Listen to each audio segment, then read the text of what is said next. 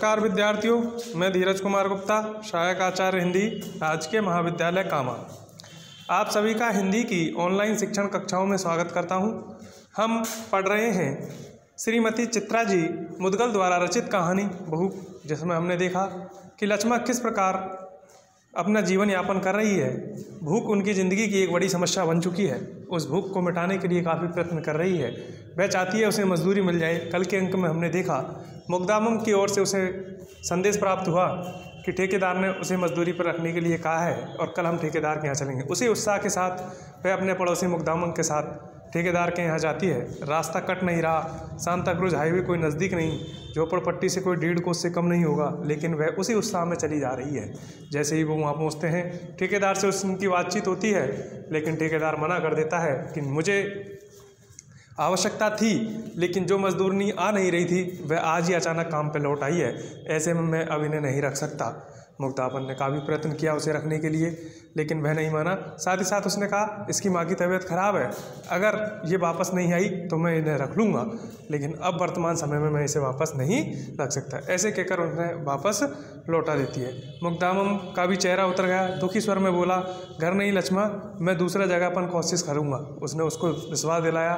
लक्ष्मा के लिए हर कोई चाहता है कोई व्यवस्था हो जाए जिससे ये अपना परिवार का पालन पोषण कर ले। इसी तरह सुबह की बात उसे याद आती है जब सावित्री अक्का कलाबाई को साथ लेकर उस महिला को लेके आती है जो कि बच्चों को गोद पे किराए में लेती है और बच्चों के गोद का किराया उन्हें देती है।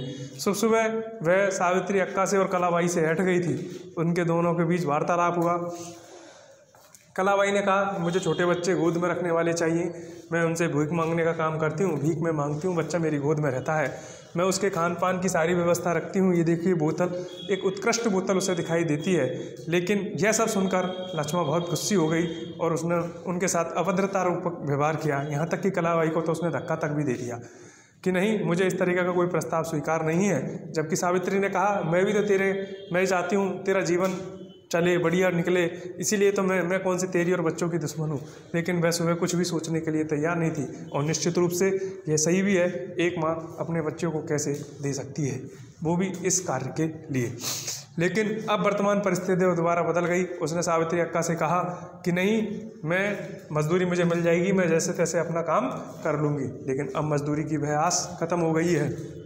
ऐसे सोचते सोचते वह वापस आती है और सावित्री और उस कलाबाई के साथ उसके द्वारा जो व्यवहार किया गया था उस व्यवहार के बारे में वह सोचती है। बात उसकी सही थी कि किस तरीके से, लेकिन कलाबाई द्वारा और सावित्री अक्का द्वारा उसे काफ़ी संतुष्ट किया गया कि नहीं, ये केवल छोटे बच्चों को लेती है, उनकी अच्छी तरह से देखभाल भी करती है और तुम्हें 2 रुपये प्रतिदिन मिलेंगे जिससे तुम्हारा और तुम्हारे बच्चों का पेट पालन हो जाएगा। इस बीच वह जब उसे ये मजदूरी नहीं मिलती है तो वह सोचती है क्यों ना मैं आत्महत्या कर लूँ इस समुद्र में डूबकर। फिर पूर्व में किए गए प्रयासों के बारे में भी देखती है कि इस तरीके से वो पूर्व में भी एक हाईवे पे गई थी। हाईवे पे उसने ट्रक देखा तो उसको वो पुरानी यादें आती चली गई। लेकिन अब उसके दिमाग में अचानक दोबारा से ये ख्याल आया, क्यों ना मैं सावित्री अक्का के पास जाकर यही काम क्यों ना कर लूँ।